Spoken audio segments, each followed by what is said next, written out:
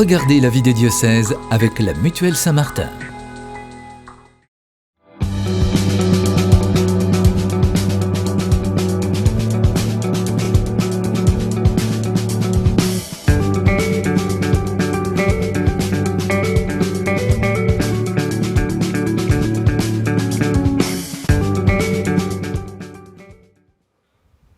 Bonjour à toutes et à tous, bienvenue dans cette nouvelle édition de la vie des diocèses, nouvelle édition et nouvelle saison que je suis ravi de vous présenter cette année. Alors chaque semaine, on va donner un coup de projecteur sur un diocèse de France, sur le terrain avec des reportages, des interviews, des témoignages et sur le plateau de KTO avec notre invité qui sera l'évêque du diocèse et qui nous partagera à la fois son actualité diocésaine, ses orientations pastorales très certainement et aussi peut-être son regard profondément sur son diocèse. On va démarrer cette nouvelle saison, cette semaine, avec le diocèse de Rennes, Dol et Saint-Malo, diocèse situé sur le département d'Ille-et-Vilaine, en Bretagne. Rennes en est la capitale, elle s'est beaucoup développée, mais n'oublions pas en territoire rural les pays, notamment deux pays qui ont leur propre identité, celui de Redon, celui de Fougères, et puis vers les mers, Saint-Malo et la côte dite d'Émeraude, perle de la Bretagne, vous verrez, c'est splendide. On va d'ailleurs vous emmener de ce côté-là, lors de notre émission.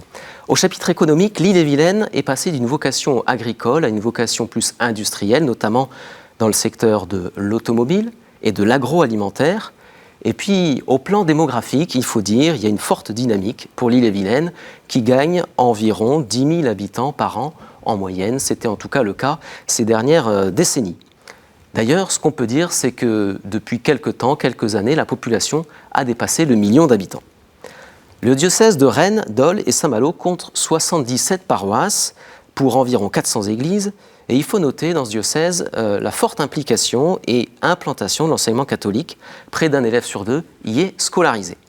Ce diocèse compte plus de 200 prêtres en activité, une cinquantaine de diacres et 18 séminaristes en formation. 2 prêtres ont été ordonnés en juin dernier. On va en parler au cours de cette émission avec notre invité qui est l'archevêque de Rennes, Monseigneur Pierre d'Ornelas. Monseigneur, bonjour. Bonjour. Alors, merci beaucoup d'avoir accepté cette invitation. Vous êtes évêque du diocèse de Rennes, Dol et Saint-Malo depuis 2007. Et à ce titre, vous êtes aussi archevêque de la province ecclésiastique de Rennes, qui regroupe à la fois les 4 diocèses de Bretagne, mais aussi les 5 diocèses du Pays de la Loire. Mais ce n'était pas votre première expérience épiscopale, puisque vous avez été ordonné évêque en 1997, c'était pour le diocèse de Paris, et vous étiez donc évêque auxiliaire, après avoir été directeur de l'école cathédrale du diocèse et secrétaire particulier du cardinal Jean-Marie Lustiger. Vous êtes prêtre depuis 1984, et précisons qu'avant votre vocation sacerdotale, vous avez fait des études d'ingénieur, et vous avez aussi eu une formation théologique au Studium Notre-Dame de Vie à Venasque. Alors aujourd'hui, en plus de vos responsabilités diocésaines et provinciales, vous avez au sein de l'épiscopat français de principales responsabilités, celle de présider le comité études et projets au sein de la Conférence des évêques de France et aussi d'être responsable du groupe de travail bioéthique, un domaine très pointu qui vous conduit d'ailleurs régulièrement à entrer dans le débat public. On en parlera évidemment au cours de cette émission. Mais tout d'abord, Monseigneur, je voudrais, comme c'est la première émission de la rentrée, peut-être vous poser une question de rentrée, savoir un petit peu comment l'été s'est passé. Est-ce que vous avez pu un peu souffler ? J'ai soufflé après le 1er août à 3h37 du matin, puisque c'était le vote en deuxième lecture de la loi de bioéthique à l'Assemblée nationale. Je blague un peu, mais je suis parti effectivement le dimanche 2 août jusqu'au vendredi 14 août.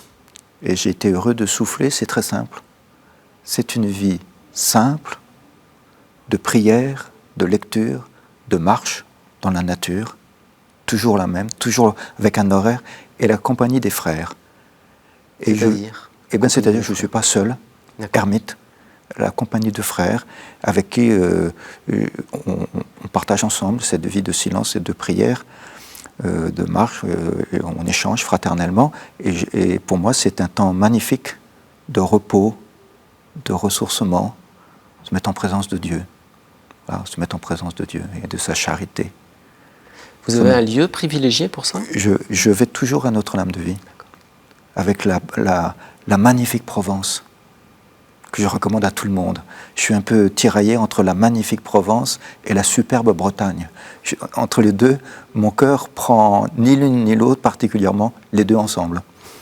Alors en tout cas, les jeunes de votre diocèse, Monseigneur, eux, ils ont choisi la Bretagne, et c'est bien normal, pour se ressourcer et vivre un temps de vie fraternelle. Ça se passait à Saint-Malo, sur le terrain de Kériaden. C'était au mois de juillet, des dizaines de collégiens et lycéens, on peut dire environ 200, qui se sont retrouvés pour le camp ado, organisé par la pastorale des jeunes notamment. Alors notre journaliste, Ophélie Marien, y était, elle a même pu tremper quelques doigts de pied dans l'eau. Je vous propose de regarder son reportage. À Saint-Malo, c'est l'heure de sortir des tentes pour la centaine de jeunes qui participent au camp ado pour la semaine. Bénis chacun d'eux, bénis leur temps d'équipe de vie, donne-leur la force de vivre en frères.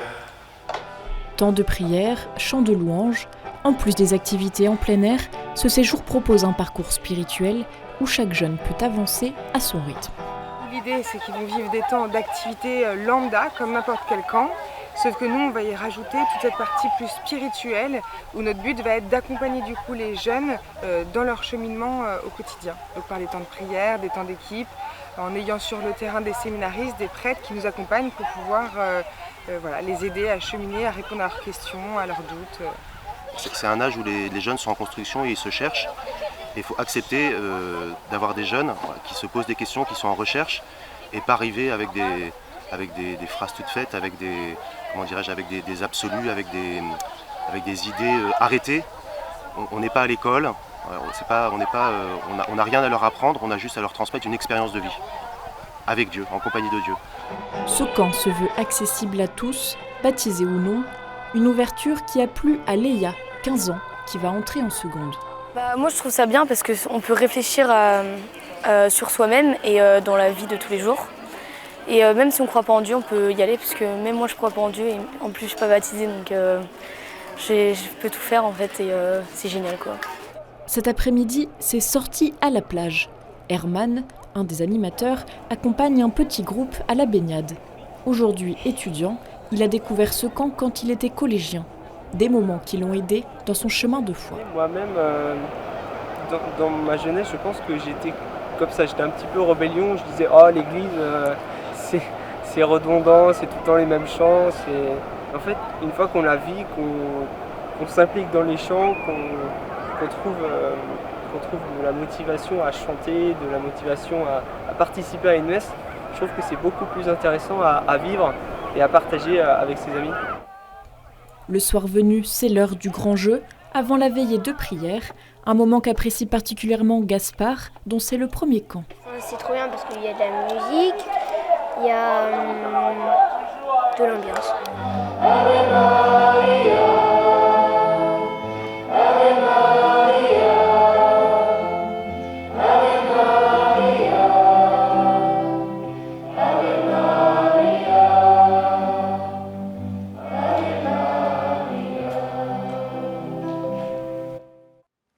Monseigneur, quand vous entendez cette jeune adolescente, la Léa, qui se dit ni croyante, ni baptisée, et qui pourtant vraisemblablement a un énorme sourire de vivre ce temps-là, ce temps proposé par l'Église, qu'est-ce que ça vous inspire comme réflexion ou comme question ?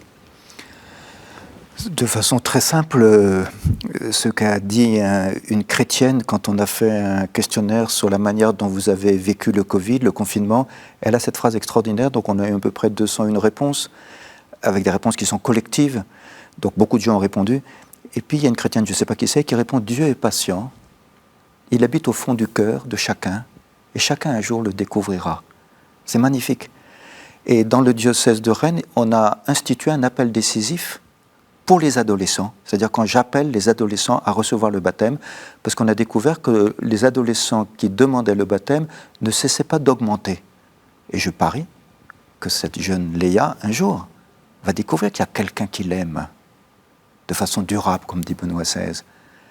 Parce que ce camp ado où j'étais, là où il y a le reportage, j'étais présent, j'ai célébré la messe le dimanche, le principe de tous les camps qu'on fait à Kériaden, c'est que joie et foi riment. Voilà. Et c'est vrai qu'il y a la découverte de quelqu'un qui est la source de la joie, la découverte de Dieu. Et comme l'a dit très bien le Père Louis-Emmanuel, c'est un parcours de vie en présence de Dieu, avec Dieu. Voilà. Dans le respect de l'itinéraire de chacun et de chacune. Et ce sont toujours des expériences bouleversantes. Quand il y a la prière le soir, tous les animateurs disent « mais c'est frappant, ils ne partent pas. C'est terminé, ils restent prier en silence. » Je pense qu'aujourd'hui, des jeunes, dès qu'ils font l'expérience du silence, sont attirés. Même si au début ça fait peur, ça effraie, il y a tellement de bruit, tellement de... On a l'addiction du pouce, là, avec l'appareil. Et quand on leur fait toucher du doigt le silence, en étant ensemble, il y a quelque chose qui se passe. Il y a comme un renouveau, comme une résurrection intérieure. Et je tiens beaucoup à tout ce que fait la pastorale des jeunes, que j'encourage le plus que je peux, avec l'association Silo, qui est Jeunesse et Sport, donc qui permet de faire beaucoup de choses. Je pense qu'il y a un petit génie à marier joie et foi. Et ce n'est pas simplement les jeunes, c'est que tout le monde vit ensemble, animateurs et jeunes. Il n'y a pas les sachants d'un côté et les autres non. Tout le monde reçoit quelque chose ensemble. Et je vois des animateurs comme Herman qui font un beau chemin, et ça m'est arrivé d'aller célébrer la confirmation pour des animateurs qui ont découvert au cours de ces camps pour eux-mêmes. Donc ils m'ont demandé de venir les confirmer. C'est un vrai lieu d'éducation et d'évangélisation ensemble. C'est pas de l'évangile tout court, c'est pas de l'éducation tout court, parce que l'être humain est unifié. Voilà, il est un. Et en le respectant, avec la patience, en ayant confiance que Dieu l'aime, ce jeune-là, quoi qu'il fasse, quoi qu'il dise, Dieu l'aime. C'est beau de voir un jeune qui s'ouvre à la présence de Dieu. Alors, Monseigneur, vous parliez de lieu d'éducation et lieu d'évangélisation. Il y a un lieu d'éducation et d'évangélisation aussi qui est très présent dans votre diocèse, c'est l'enseignement catholique. Oui. Et vous avez renouvelé des orientations diocésaines récemment, fin août, en recevant les différents chefs d'établissement, et ils sont nombreux, encore une fois, dans votre diocèse. Alors, on ne peut pas citer toutes les différentes orientations. Moi, j'en ai noté 3, et puis j'aurais aimé éventuellement que vous réagissiez là-dessus. La bienveillance éducative, l'éducation intégrale, ça, ce sont des mots qui sont utilisés, des concepts même qui sont utilisés. Et puis vous-même, vous avez affirmé le souhait que, dans le respect des consciences, chaque membre des communautés éducatives puisse progresser sereinement dans la compréhension de l'Église et de son ample vision d'amour sur l'être humain et son inaltérable dignité. Je le résume peut-être un peu vite, mais ça veut dire comprenne l'Église et son message. Ça veut dire qu'il y a encore du travail pour que ces communautés éducatives finalement, connaissent mieux l'Église et son message? Vous savez, il y a un curé qui m'a appelé et m'a dit « Est-ce que vous pouvez venir déjeuner avec moi ?» Alors je vais déjeuner avec lui, c'était à Argentré-du-Plessis. Je vais déjeuner avec lui, on a un bel échange fraternel à table, et puis il me dit « J'ai dit que vous veniez... je devais célébrer la messe seul avec lui. » Puis il a dit que j'étais là, du coup il y avait pas mal de personnes à la messe, un jour de semaine. À midi, je déjeune, et au déjeuner, il me dit « Vous n'auriez pas salué le chef d'établissement, il serait content de vous voir. » Il est en pleine rentrée, je le dérange avec les normes sanitaires, c'est très compliqué. Non, il sera content. Je vais, je salue le chef d'établissement à Argentré-du-Plessis, au collège. D'abord, je vois la joie du chef d'établissement à m'accueillir, et j'apprends, ce que je ne savais pas, c'est que le matin, il y avait que les enseignants qui étaient là, donc que l'équipe éducative qui était là. Eh bien, le chef d'établissement, avec l'équipe éducative, propose un temps de prière avec le curé de la paroisse qui vient animer ce temps de prière. Et toute l'équipe éducative a confié cette année à la bonté de Dieu. Et je pourrais citer des exemples comme ça. Bien sûr, chacun a son parcours. Et chacun mérite de la bienveillance. C'est très important, la bienveillance. C'est le regard de Jésus, la bienveillance. On ne peut jamais dire du mal de quelqu'un. Ce n'est pas juste. Toujours trouver le bien à voir et à considérer et à faire progresser. Et ainsi, je vois un dynamisme, je peux dire, du projet éducatif qui contient un projet pastoral dans une éducation intégrale. Je suis frappé de voir comment il y a des jeunes qui découvrent la foi. D'où les demandes de baptême de ces adolescents. J'en ai baptisé 2 dimanches derniers parce qu'on n'a pas pu les baptiser au moment où il fallait à cause du Covid. et je vois qu'il y a un dynamisme. La rentrée des chefs d'établissement, il y a un temps de prière, c'est pas 5 minutes. Ça dure 35 minutes. Et tout le monde est là, il y a un grand silence, tout le monde prie. Je crois que, et chacun a son rythme. Moi, je ne sais pas ce que c'est la prière d'un chef d'établissement, ça ne me regarde pas, je n'ai pas à m'en mêler. Mais je vois que la proposition est acquise, que la présence du Christ, comme le grand éducateur, plein de bonté, celui qui sauve, je crois que c'est réel. Bien sûr, je respecte le rythme d'une équipe éducative, le rythme d'un chef d'établissement. C'est une lourde responsabilité, vous savez, 85 000 élèves. Et je salue, vraiment je salue les équipes éducatives et les communautés éducatives. Je salue l'équipe de la direction diocésaine où je sens qu'il y a, oui, une contamination de la bienveillance, une contamination de la sérénité. Et j'appelle beaucoup à avoir cette bienveillance qui engendre de la sérénité. Moi, j'ai appris quand j'étais jeune, j'ai appris, et notamment à Notre-Dame-de-Vie, avec cette femme extraordinaire qui était professeure de philosophie, qui a fondé un lycée à Marseille dans les années 1919, donc qui est une éducatrice hors pair, élève de Gaston Berger, de Maurice Blondel. Et cette femme, Marie Pilat, elle disait cette phrase extraordinaire: pour l'éducation, pour que la plante grandisse, qu'est-ce qu'il faut? L'atmosphère de l'amour. Aimer le jeune. Cela n'est possible que s'il y a de l'amour mutuel dans l'équipe éducative. Et s'il y a de l'amour, ça ne signifie pas qu'il n'y a pas une exigence, bien sûr, mais s'il y a l'amour, alors un jeune peut s'épanouir comme une belle plante, grandir, et parfois des jeunes manquent d'amour là où ils vivent. Ils en trouvent dans l'établissement scolaire. Alors vous parliez quelques minutes auparavant de jeunes qui vont aussi vers le baptême, et puis il y a des jeunes qui vont vers la vocation sacerdotale. Oui. Je ne mélange pas les sujets, mais d'une certaine manière, est-ce que dans votre diocèse, les 18 séminaristes qui sont actuellement en formation, ce sont des jeunes qui cheminent de cette manière-là, ou ce sont ce que certains sociologues pourraient considérer comme étant le fruit d'un terreau plus traditionnel, le peuple breton catholique? Est-ce qu'on est dans quelque chose qui est de cet ordre-là, ou quelque chose de nouveau, qui germe un peu de partout? Comment vous analysez cela? Vous savez, ça fait plus de, je dirais, 25 ans, 30 ans que je reçois des séminaristes et que je les accompagne. Vous avez fait mention de l'école cathédrale. Mais avant l'école cathédrale, je m'occupais de séminaristes. Je suis éberlué, admiratif, et c'est une admiration qui confine à l'adoration devant le mystère de Dieu, qui choisit qui il veut, quand il veut.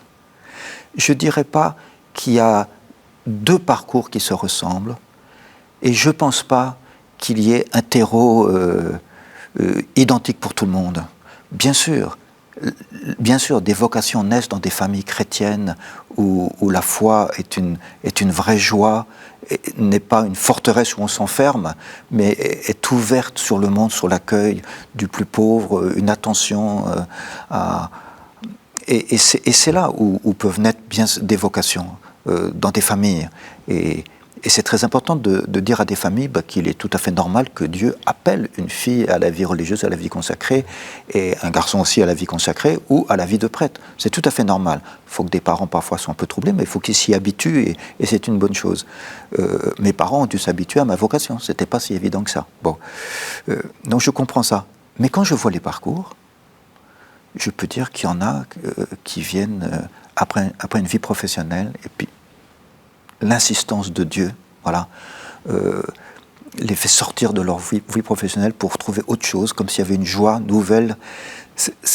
Quand je vois les 18 et que je regarde leur itinéraire, je ne peux pas dire qu'il y ait deux itinéraires qui se ressemblent par moitié. Et je suis admiratif du choix de Dieu. Et je les aime, ces séminaristes. Pourquoi? Parce que c'est Dieu qui les a choisis, c'est pas moi. Alors, Seigneur, notre lieu d'évangélisation peut exister, il n'est pas nouveau, et pourtant il peut exister pour notre monde d'aujourd'hui, c'est les vieilles petites églises rurales, dans votre diocèse notamment, celles que l'on peut trouver parfois fermées, d'ailleurs de plus en plus en France. C'est pourtant là, dans le secret, qu'on peut faire peut-être la rencontre avec le Christ. Un prêtre, en tout cas de votre diocèse, y croit, il en est convaincu, c'est le père Roger Blot. C'est un spécialiste du patrimoine sacré. Il écume l'Ille-et-Vilaine pour sauver et mettre en valeur ces petites églises rurales. Et il souhaite les intégrer notamment à des chemins pèlerins. Il nous explique pourquoi et comment. Il y a un balisage qui indique qu'on est sur le chemin du Mont-Saint-Michel. Moi, je vis un peu comme un drame, l'abandon des églises rurales, puisque je suis moi-même d'origine rurale. Voir que tout ça se ferme, les églises ne sont pas ouvertes, etc., ça me fend le cœur. Voir qu'elles ne soient pas accueillantes, je trouve que c'est un contre-témoignage très très important. La tendance, c'est de regrouper les messes dans la grande église, à côté du presbytère où vit le prêtre. Mais du coup, c'est la fin des petites églises historiques, sauf pour les enterrements. Alors, introduire ces églises dans des chemins pèlerins, ça leur donne ça les fait entrer dans une aventure en fait qu'elles n'avaient pas forcément imaginée. Mais il y aura toujours des gens pour accueillir, pour partager les petits trésors de l'église et aussi pour les marcheurs, pour faire une pause. Mon rôle, c'est de montrer que ça vaut la peine de s'arrêter parce qu'il y a beaucoup de choses à voir, mais il y a aussi à rencontrer. Le Christ nous accueille à l'intérieur. Donc c'est un peu mon objectif, de sauver les petites églises rurales qui restent vivantes. Monseigneur Dornelas, que les églises rurales restent vivantes, il dit, c'est assez fort, ça lui fend le cœur, c'est un drame, les églises fermées, c'est un contre-témoignage. Oui, c'est le père Roger Blot qui est extraordinaire, que j'aime beaucoup. J'ai un grand bonheur quand nous prenons le petit déjeuner ensemble. Ça devient un rituel. On prend le petit déjeuner ensemble à peu près tous les 2 mois. Voilà.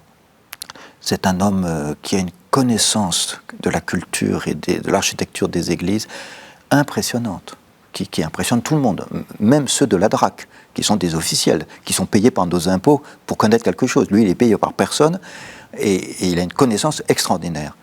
Mais c'est très intéressant, pourquoi ? Parce que ce n'est pas une connaissance de la culture pour la culture, c'est une connaissance de la culture qui signifie une vie. Voilà, une vie. Et cette architecture, elle représente une vie, la manière dont elle est construite. Et quelle vie ? La vie de la foi avec les douleurs et les joies des habitants qui y sont venus au long des siècles. Et là où il fait une petite, pas une petite erreur, je discuterai fraternellement avec lui, c'est que tout de suite il parle de la messe.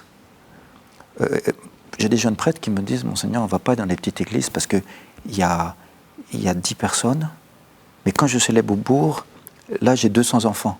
Alors où est-ce qu'il faut que j'aille ? Voilà. Par contre, l'invention des chemins de pèlerinage, si je peux dire, on peut marcher avec un objectif spirituel vers le Mont Saint-Michel. Il a créé, le père Roger Blot, le chemin des 3 abbayes. Et donc on va d'une ancienne abbaye à une ancienne abbaye, avec la fameuse abbaye de Paimpont. C'est magnifique. Et c'est vrai qu'aujourd'hui, renouer avec la nature par la marche, et qu'au cœur de cette marche, on trouve quelqu'un qui nous parle, c'est-à-dire une église, une femme, une belle femme qui est une église et qui nous parle de quelqu'un d'autre qu'elle, à savoir la présence de Dieu. Voilà, j'ai rencontré un jeune couple qui m'a dit que sa manière de se reposer, c'est d'aller marcher, et quand ils vont quelque part, ils vont toujours visiter l'église. Voilà. Et c'est vrai que dans ces églises, donc dans ma lettre pastorale, j'ai demandé qu'elles soient toutes ouvertes. C'est pas très simple. Il y a des maires qui me demandent que ce soit fermé pour pas qu'on soit volé. J'ai dit à un maire, mais enfin, quand vous arriverez au ciel, Dieu ne vous demandera pas si vous avez protégé vos statuts. Il demandera est-ce que vous avez ouvert l'église à mes enfants, dira Dieu. Et je crois que c'est une intuition très juste du père Roger Blot, que ces chemins de pèlerinage permettent à des gens d'entrer dans l'église et de goûter la beauté, le silence, la paix, et de trouver quelqu'un qui s'appelle Dieu. Alors, Monseigneur Dornelas, on arrive dans la dernière partie de cette émission qui donne la parole à des fidèles qui peuvent vous parler directement. C'est ce qu'on appelle les questions de terrain.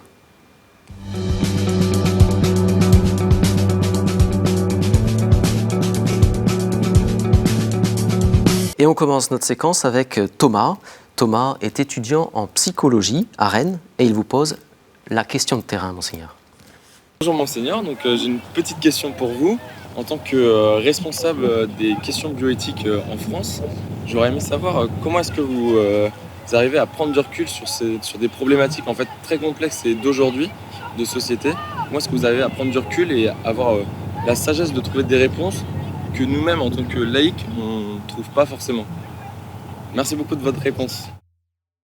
Vous posez une question très difficile. Moi, je ne sais pas comment je peux essayer de vous aider. Il faudrait qu'on se rencontre. En tout cas, c'est sûr que ça me demande beaucoup de travail. Pourquoi ? Parce que les scientifiques, les juristes, les médecins, ils travaillent eux aussi beaucoup. Et c'est bien que je les écoute pour apprendre. Deuxièmement, la bioéthique, c'est pratiquement toujours, souvent, une question de souffrance, une question difficile. Et donc, il faut écouter la souffrance aussi. Il faut la comprendre. Et troisièmement, pour garder du recul, comme vous l'avez souligné, je pense qu'il ne faut pas se laisser impressionner par l'écume, c'est-à-dire l'envahissement des techniques. Il y a une résilience dans l'être humain qui est beaucoup plus profonde, une espèce de bon sens chez l'être humain. Aujourd'hui, la dérive des techniques, de l'emploi des techniques est telle qu'on peut dire que la bioéthique à la française est morte. Voilà. Parce que la bioéthique à la française, c'était le respect de la dignité humaine. Voilà, c'était ça le point. Aujourd'hui, c'est l'utilisation de la technique. Qu'une loi civile puisse décider, si la loi est votée, qu'un enfant n'a pas le droit d'avoir un père, pour moi et pour tous les Français, c'est inacceptable. Seigneur Daniel, c'est sur ces mots qu'on va être obligé de terminer cette émission. Merci beaucoup d'avoir été notre invité. Merci à vous de l'avoir suivi. Le site internet du diocèse de Rennes, Dol et Saint-Malo, s'affiche en bas de votre écran. Si vous souhaitez en savoir plus sur ce diocèse, on suivra bien évidemment aussi l'actualité bioéthique très importante. Et vous pouvez suivre aussi cette émission sur le site internet ktotv.com. Et pour ma part, je vous dis à la semaine prochaine. Merci, à bientôt.